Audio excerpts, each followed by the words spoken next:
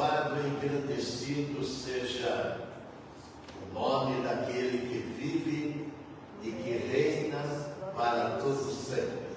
Quero cumprimentar, saudar a todos os irmãos e amigos que estão ligados, sintonizados, que estão juntos conosco a partir deste momento, a partir da hora, e nós vamos seguir para uma mensagem de Deus para os nossos corações, que certamente vai nos confortar, vai nos aconselhar e vai nos firmar, que é o mais importante de tudo, nos conselhos do Deus desse livro, que é o livro de todos os tempos. O único livro que tem superado as épocas, as mais passadas, antigas, e surge neste século nosso como um livro mais imprimido na terra. Só por isso, deveria as pessoas, essa multidão de gente que está permeando o nosso planeta, raciocinar, racionalizar e dizer: tem um segredo, um mistério muito grande nesse livro. Como pode um livro milenar como esse ser o mais publicado, o mais imprimido, o mais impresso no planeta Terra? Porque nele existe a criação, o Deus da criação. E é sobre esse Deus que nós vamos falar mais uma vez na noite desse dia, cumprimentando a todos os irmãos e amigos que estão conosco, ouviram o cântico, essa devocional, aconselhando e chamando, alertando para os últimos tempos. O desperta deste hino é porque a história praticamente já está cumprida.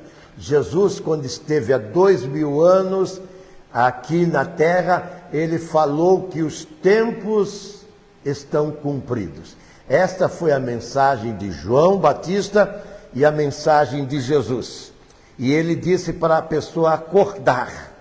E esse hino, ele vem também compor com a mensagem de Jesus e de João Batista, dizendo que precisa acordar, sair desse sono indolente que está a sociedade, onde simplesmente desprezam o que é importante na vida.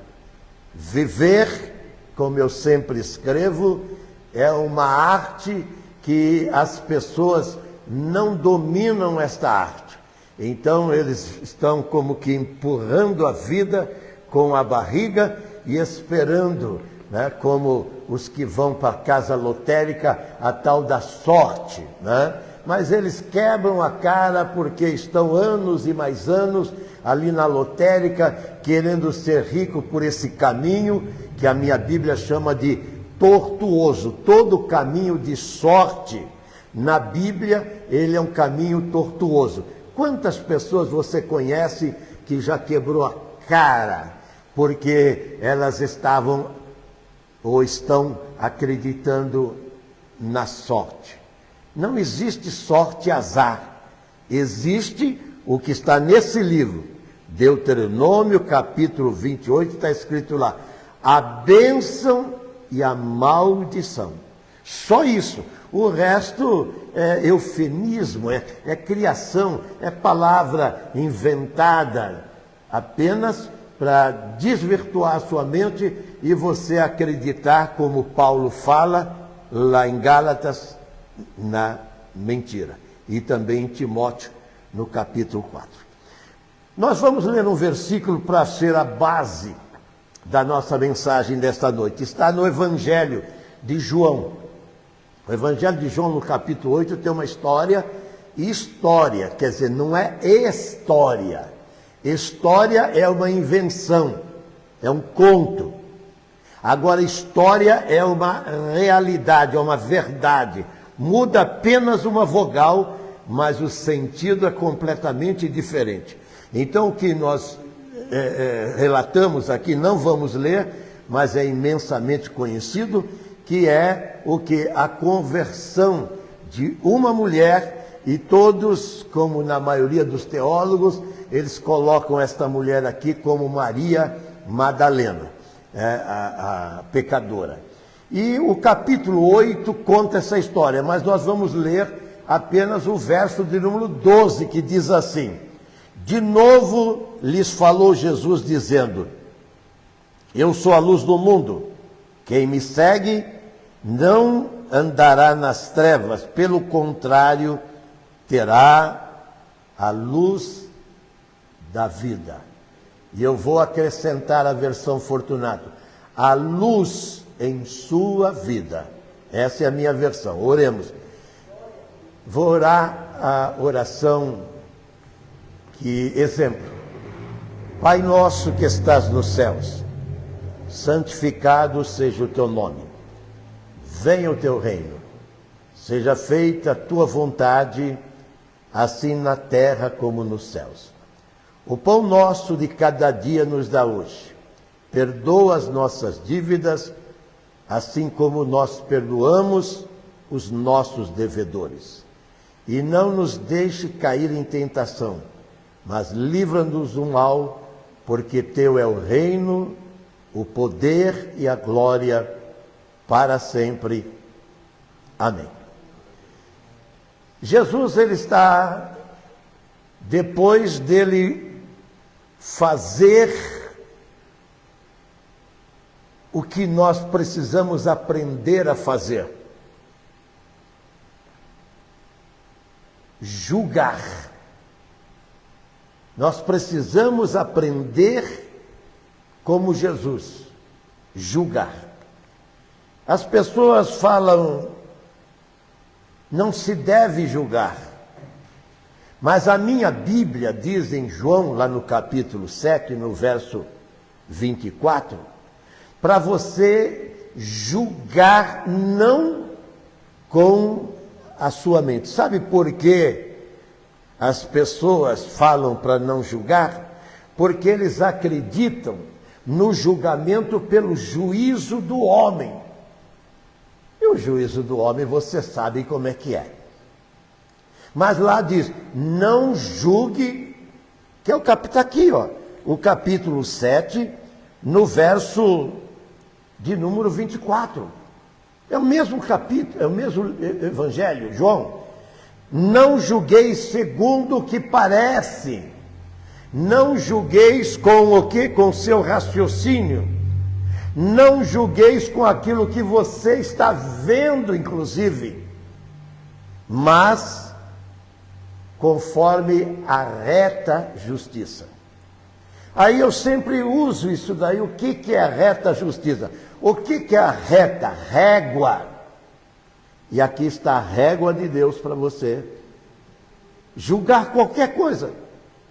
Então, quando falamos, e aqui nós falamos a palavra de Deus, Paulo, escrevendo aos Coríntios, no capítulo 2, ele diz, eu poderia, como poliglota que sou, ele era poliglota, falar de muitas coisas, mas eu me propus, Paulo escrevendo em Coríntios, no capítulo 2, a não saber, a não falar, a não me exercitar em coisa alguma, a não ser no Cristo crucificado.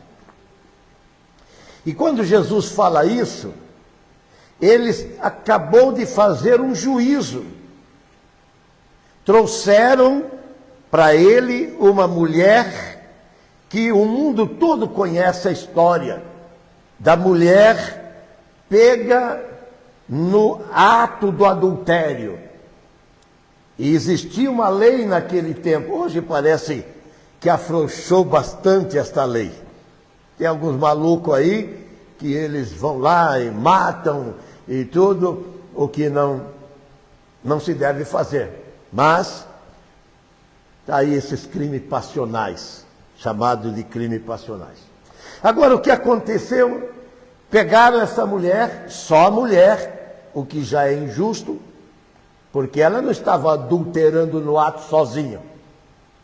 Era alguém que estava com ela. Mas, eu não sei que figurão era essa pessoa, que aquelas autoridades que levaram, foram os escribas, foram os fariseus, as autoridades eclesiásticas, hoje seriam os papas, os bispos, os cardeais, seriam os pastores, master, presidente, que levaram esta mulher para Jesus. E ali pediram de Jesus o que? Um juízo. Aí o que Jesus faz quando ele é confrontado por aquelas pessoas que trouxeram para Jesus aquele caso? E eles não sabiam que Jesus conhecia o coração de cada um deles. Deus conhece o seu coração, gente. Jesus é Deus encarnado. E quando trouxeram aquela mulher, e ela veio cabisbaixa, certamente envergonhada, sabendo que ela agora estava no corredor da morte, e aqueles homens tinham autoridade para matá-las, segundo a lei, assim como foi feito com o ex-presidente. A autoridade, pegaram ele e prenderam. Isso é autoridade. Aquela mulher sabia que aquelas pessoas tinham patentes para fazer o que, mas eles queriam matar Jesus também. E agora eles tinham a lei ao favor deles. Mas que lei? É esse o grande problema. E Jesus, que sabe a régua, Jesus que ele é a palavra. A régua é a palavra. E Jesus é a palavra. No princípio, João, aqui no capítulo 1, o que ele vai dizer dele mesmo? No princípio era a palavra. No princípio, quando não existia mundo, era a palavra. Jesus é a palavra. No princípio era a palavra, e a palavra estava com Deus, e a palavra era Deus. Aqui estava a palavra. E eles queriam a palavra de Jesus. E eu fiz questão de buscar o capítulo 7, 24, que diz: não julgue pela aparência, pela frieza da lei. Por que Jesus diz que a letra, através de Paulo, diz: a letra mata, o que dá vida é o juízo. E a letra, que é a lei, ela matou milhões e milhões de pessoas durante todo o tempo que ela estava em voga. Porque quando vem Jesus, o capítulo 7 de Mateus diz: Jesus não veio para desfazer a lei, ele veio para cumprir. Jesus é o cumprimento da lei. E eles vêm trazer para Jesus algo que Jesus conhecia muito bem.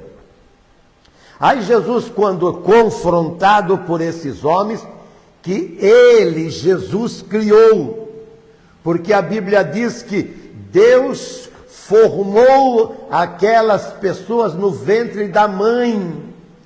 O homem pensa que é ele que está reproduzindo o seu semelhante e está trazendo filhos ao mundo. Esse livro aqui diz: não, sou eu, Deus está fazendo isso.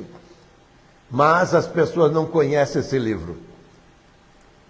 Eles conhecem religião, e não cá para nós. Poucas coisas no mundo é tão perverso, é tão maldoso como a religião. Leia a história, os crimes da igreja, principalmente dos tempos da Idade Média. E todos os tempos foram desta maneira. E este número enorme de religiões que estão na Terra, elas estão somente em conflitos. Uma guerreando, é o católico com o crente, é o crente com o espírita, é o espírita com o islamita com o mundo todo, o budista, os istas da vida. Então eles estão sempre em conflito e defendendo. Paulo ele diz assim: Cristo me enviou não para batizar, quer dizer, não para discutir religião, para fazer adeptos, discípulos, porque o próprio Jesus diz que depois que faz o discípulo, faz ele 2 vezes filho do inferno. Está lá no capítulo 23 de Mateus. Isso é Jesus falando ali. Você pega um cara, doutrina ele, leva ele para a igreja dele, e ele está lá, ele até pula lá, ele dá piruetas e não sei o que tem, e ele está muito eufórico, eu vejo eles eufóricos.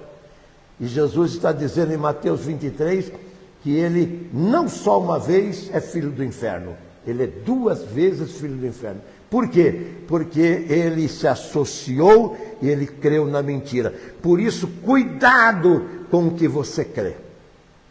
Cuidado.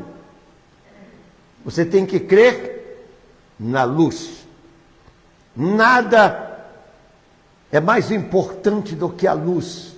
Basta você fechar os olhos e você perceber quanto é importante a luz na vida. Jesus diz: eu sou a luz do mundo. E quem crer em mim, né, quem me seguir, ele não vai mais viver a escuridão. É fechar os olhos e ver que, com os olhos fechados, eu vou para onde? Eu não tenho referência de nada. Eu vou precisar de um cão-guia, eu vou precisar de um meu semelhante, eu vou precisar de alguns apetrechos para eu desenvolver, se é que posso, alguma atividade. Hoje, com a tecnologia, eles podem muitas coisas. Mas, no tempo de Jesus, há 2000 anos atrás, só sobrava a mendicância, como o cego de nascença, que está aqui, virando aqui a página, viu? Eles viram um cego de nascença, está aqui. Capítulo 9 de João. E Jesus simplesmente, provando que ele é a luz do mundo, ele curou aquele cego que a religião ignorou. Quando você lê depois leia o capítulo 9. Os donos da religião, que são esses caras, escribas e fariseus, sacerdote, escriba e fariseu, que mandava em Israel. Até os dias de hoje eles têm um poder muito grande. A religião lá em Israel, o judaísmo, ele é importante para a convivência deles lá na Palestina, lá em Jerusalém. Mas o que eles fizeram com Jesus por causa da religião dele? O que eles fizeram? O capítulo 27 de Mateus fala de que eles, essas pessoas, que pediram o concurso de Jesus para matar aquela mulher, porque eles queriam mostrar a autoridade da lei que eles detinham e arrumar um pretexto para ser contra Jesus. Não conseguiram. No capítulo 27, essas mesmas pessoas pegaram Jesus e levaram ao presidente. E quando chegaram lá, falaram para Pilatos que ele precisava julgar o Jesus. Precisava julgar o Senhor. O Deus encarnado ele precisava julgar. E a Bíblia diz que Pilatos ficou atormentado, porque ele, não sendo judeu, ele percebeu que era uma trama maligna. que estavam fazendo com Jesus. Então ele interroga Jesus e vê que Jesus está com um comportamento diferente dos demais outros criminosos, violadores da lei que ele teve que julgar. Não era um fato novo para ele, mas Jesus era. Aí quando ele olha e interroga Jesus, ele diz: eu não vejo culpa nenhuma nele. Está aqui no capítulo 27 de Mateus. Mas eles estão dispostos a fazer com Jesus o que eles não puderam fazer com esta mulher aqui. Porque Jesus estoca eles dizendo: você não tem pecado? Atire a primeira pedra. E eles queriam apedrejar com o aval de Jesus. Mas Jesus abaixa-se no chão e começa a escrever na terra. E aí eu sempre me perguntei o que ele estava escrevendo. E a Bíblia responde por elas mesmo. E lá no livro de Jeremias, no capítulo 17 de Jeremias, está escrito que aqueles que não têm a Deus, aqueles que não se rendem a Deus, aqueles que não querem nada com Deus, cuidado você, que só quer a sua religião, mas não tem Deus, a Bíblia diz, e eles eram religiosos, que Jesus escrevia o nome deles na terra, no chão. Jesus estava escrevendo no chão. E de repente eles viam o nome deles escrito ali. E quando eles insistem com Jesus, Jesus vai dizer: aquele que não tem pecado, atire a primeira pedra. Mas eles falam: ele já descobriu o meu nome, certamente ele sabe alguma coisa da minha vida. E você sabe que quem tem culpa no cartório, ele vira uma vitrine. E quem é vitrine tem medo de pedra. O que ele faz? Eles vão embora. E depois a mulher adúltera pergunta, quando Jesus questiona ela: mulher, cadê os teus acusadores? Aí ela diz: foi embora, Jesus. Como ninguém? Eles estavam tão decididos, eles estavam tão animados. Ninguém te condenou? E ela diz: ninguém, Senhor.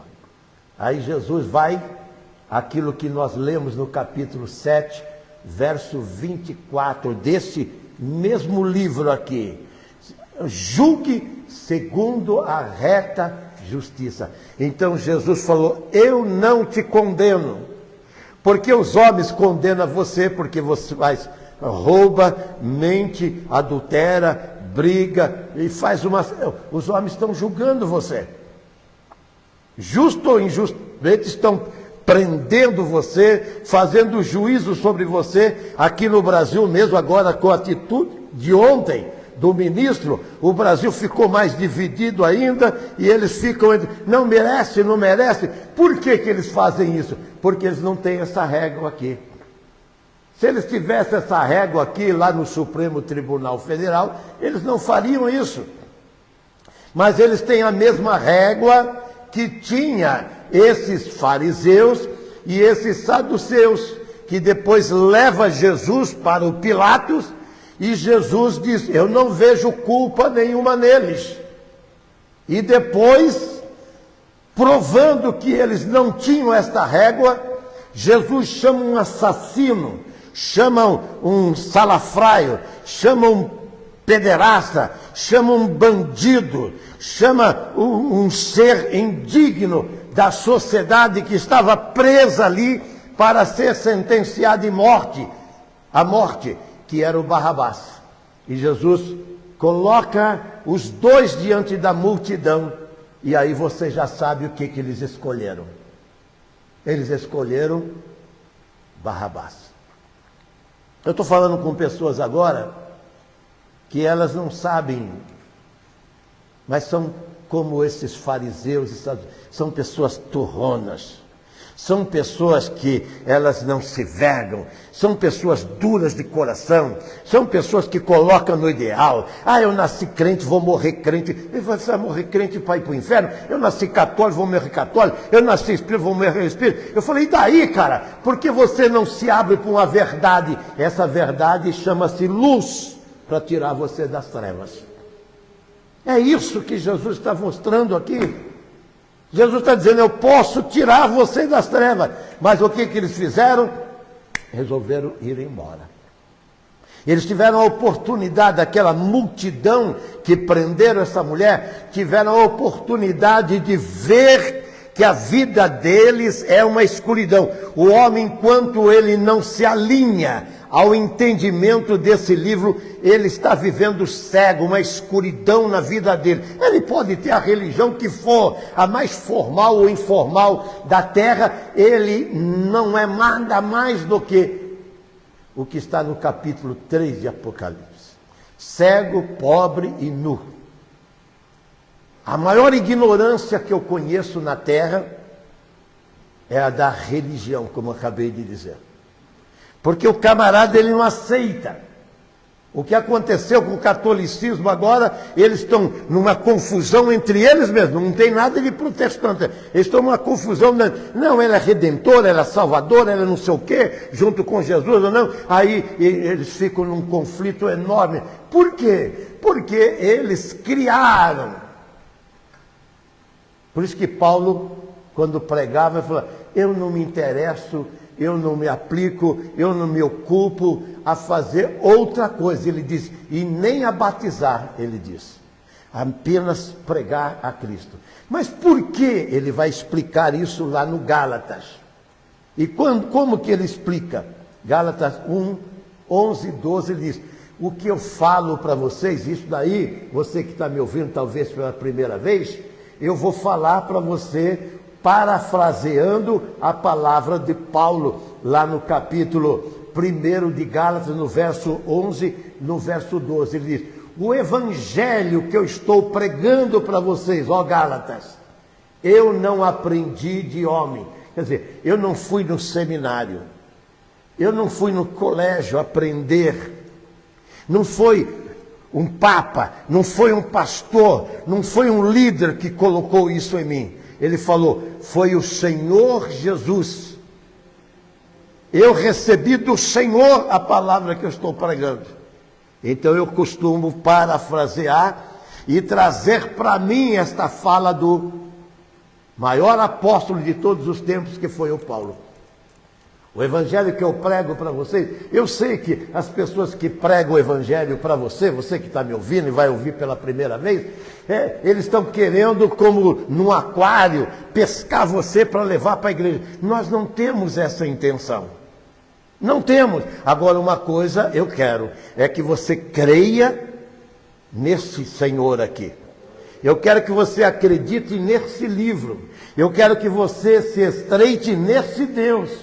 Porque Ele é luz para tirar a ignorância de quem está nas trevas. Isso em todos os sentidos. Em todos os segmentos da sociedade, o homem está numa ignorância plena. E por que quando a pessoa é ignorante? Porque ele não recebeu a luz ainda. Ela fica na ignorância, como o cego que tem a ausência, né, desse dom natural que é enxergar. Agora, Jesus veio justamente para isso. Ele veio porque a cegueira espiritual, ela foi produzida, ela foi criada pelo inimigo de Deus, que é, aí todo mundo sabe quem é. Então ele traz, como a Bíblia chama, a confusão. Não estava tudo perfeito? Eu quero ver se eu consigo trazer você para o juízo. Não estava tudo perfeito no paraíso quando Deus fez o homem e a mulher? Estava tudo perfeito. Assim como você que está na sua igreja, você que está aqui na nossa igreja, está tudo perfeito, mas o diabo ele começa a semear.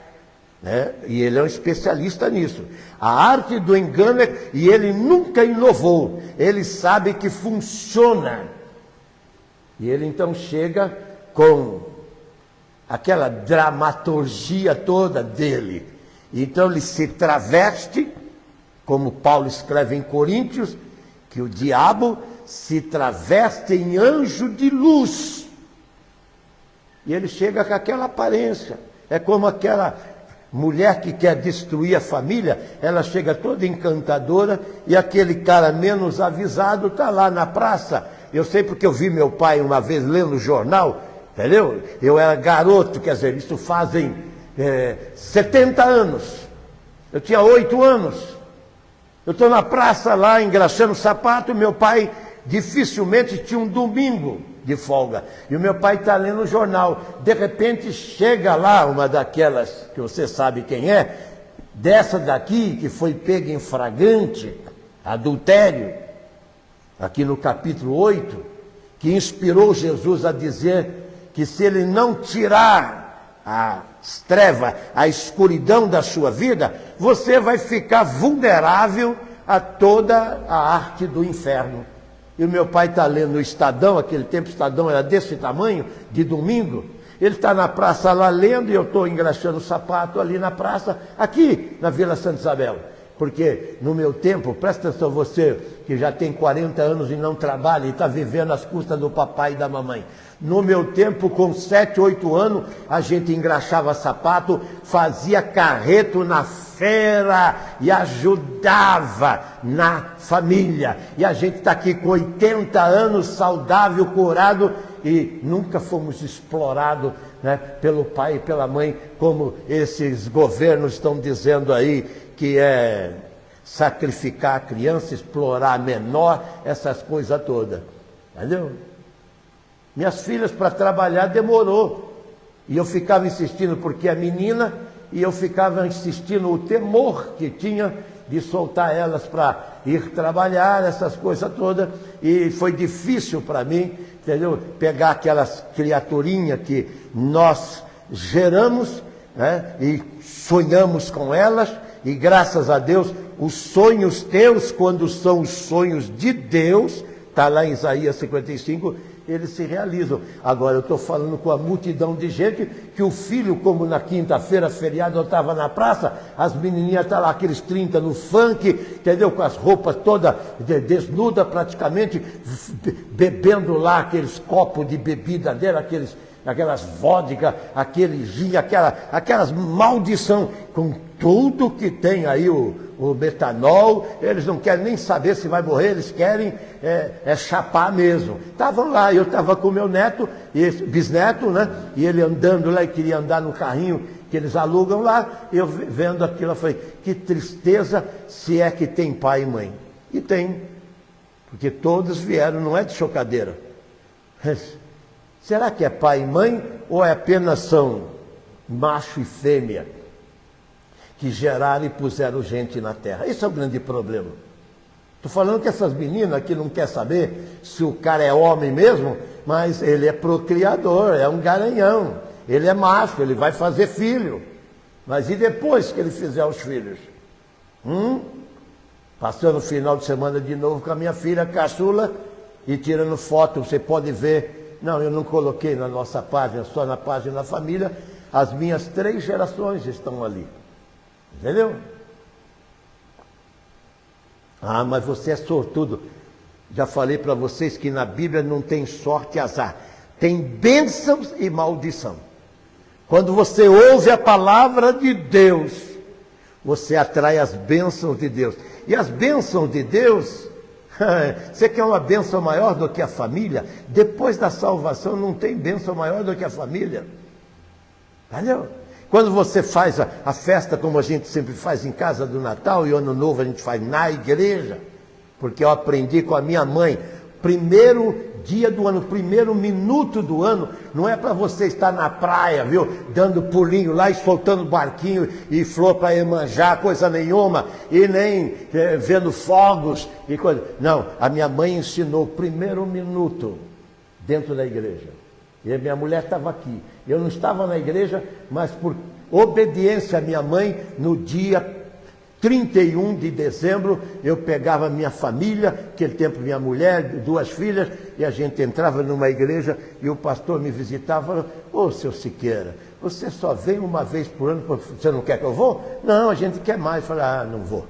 Eu não ia, mas no dia 31, todo ano da minha vida, eu aprendi com a minha mãe. Agora, ô mãe, você ensinou isso?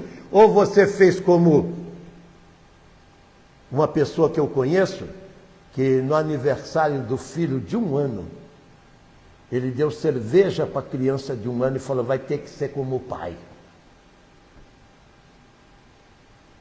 Hoje o menino, ele é DJ. Ele é DJ. Então ele fica com o menino, não podia, né? Não podia. Está lá fazendo festa. E você sabe que rola nessas festas. E ele então vai lá e é DJ, e ele faz o som, e logicamente Deus não está nesse lugar. Assim como estava naquela praça. Mas ele estava comigo e com meu neto, e com aquelas crianças inocentes que estavam brincando ali.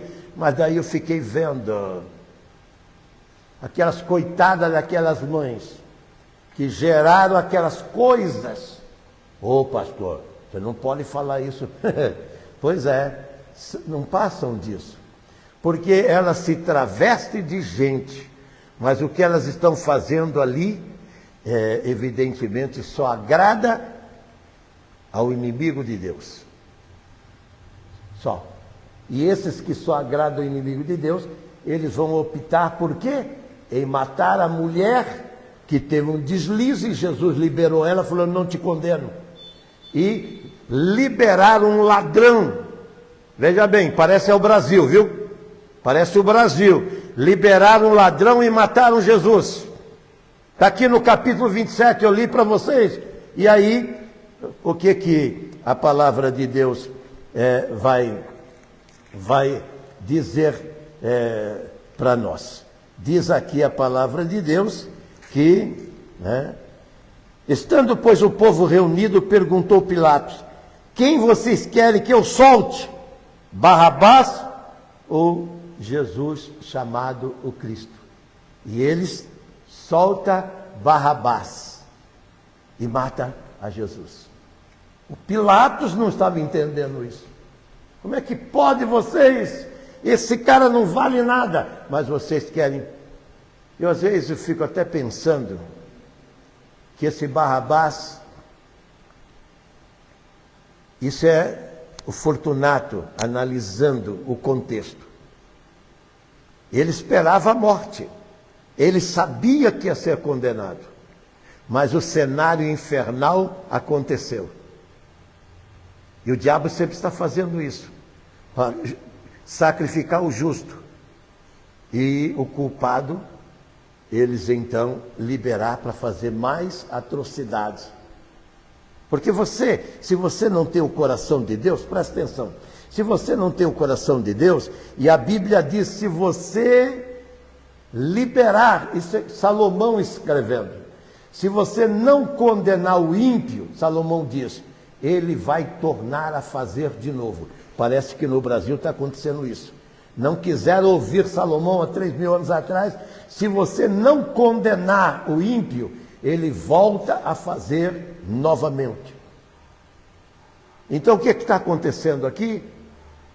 O Pilatos está incrédulo, como dizendo, lavou a mão dele, falou: eu não quero me ver culpado pelo que vocês estão fazendo. Eu vou lavar as minhas mãos e entregar a vocês aquilo que vocês querem. Então eles se associaram a bandido e ladrão. Assim são 8 bilhões de pessoas na Terra. Eles criam uma religião, mas estão associados com as coisas que não prestam na vida. Estão convivendo com tudo aquilo que é imundo, tudo aquilo que é imoral, tudo aquilo que é indecente, tudo aquilo que é pecaminoso, tudo aquilo que ofende a divindade, ofende a Deus. Eles estão convivendo muito bem, obrigado. E Jesus está dizendo: eu sou a luz do mundo. Jesus aqui está como que apelando, como que vocês não enxergam, vocês preferem ir embora, enquanto para mim Barrabás não foi embora. Barrabás certamente, cuidadoso com o que acaba de acontecer, ele não esperava. Vem aquela liberdade, então ele vai ver o que ia acontecer com ele e aconteceu com Jesus. Jesus carrega a cruz, que era do Barrabás, e Jesus depois é pendurado no lugar de Barrabás. Eu não sei, a história não diz o que aconteceu com ele. Poderia muito bem se converter, porque ele, como eu e você, recebeu os louros da graça de Deus, do perdão dos pecados. As vias que o Barrabás recebeu foram outras, mas as nossas não. As nossas estavam lá, naquela montanha, o Monte Caveira, dizendo: Pai, perdoa-os. Jesus é isso, Ele quer que você veja que Ele é a luz para tirar a escuridão da sua vida e para dar o que Ele deu para aquela mulher que foi flagrada no pecado. O quê? A liberdade. Como é gostosa a liberdade. Eu já fui julgado aqui na minha vida em 3 tribunais. 3 tribunais. 2 civil e 1 tribunal federal. Você não imagina como é prazeroso você ouvir o juiz dizer que você está liberado. Você pode voltar para casa. Você não imagina o quanto que é salutar, quanto que é compensador. E você olha para o advogado como ali e fala: não, não foi você, isso aqui foi um milagre. Você sabe que foi Deus. Estou falando pessoalmente, o que aconteceu comigo em 3 tribunais, nos quais eu estive, inclusive com bastante culpa. Porque o pecado é isso. O pecado, ele condena você, como a lei sempre te condena. E eles estavam com a lei condenando aquela pobre mulher. E Jesus falou: vocês estão no mesmo estado que ela. Você está no mesmo estado que ela. Se você não está, prove, jogando a primeira pedra. E eles, deram linha, eles zarparam, eles saíram de cena, porque eles sabiam que não eram justos. Quando você não é justo? Quando você julga as pessoas e as coisas pelo seu juízo. Agora, quando você julgar por essa palavra, que é a régua, a reta justiça, você não se engana. Então essas pessoas que falam: a Bíblia manda não julgar. Não, a Bíblia manda julgar. Julgai segundo a reta justiça, pelas Escrituras. E quando você faz isso pela Escritura, sem travestir e sem adulterar ela, porque a religião traveste e adultera, então você nunca vai errar. Por quê? Porque ele diz: a minha palavra é a verdade. Vamos orar? Fiquemos em pé. Bendito, eterno e santo Pai, eu quero te adorar pela tua palavra, Senhor. Em nome de Jesus, ajuda-nos nesta noite, para que a escuridão que ocupa o espaço nas mentes, almas e coração de milhares e milhares de pessoas nesta terra, Senhor, e faz elas, Senhor, serem juízes enganosos, mentirosos, como a gente tem em abundância nesse nosso país, Senhor. E por quê? Porque Jesus falou: erram porque não conhecem as Escrituras. Em nome de Jesus, liberta essas vidas, eu te peço agora, por amor de Jesus. Amém e amém, Jesus.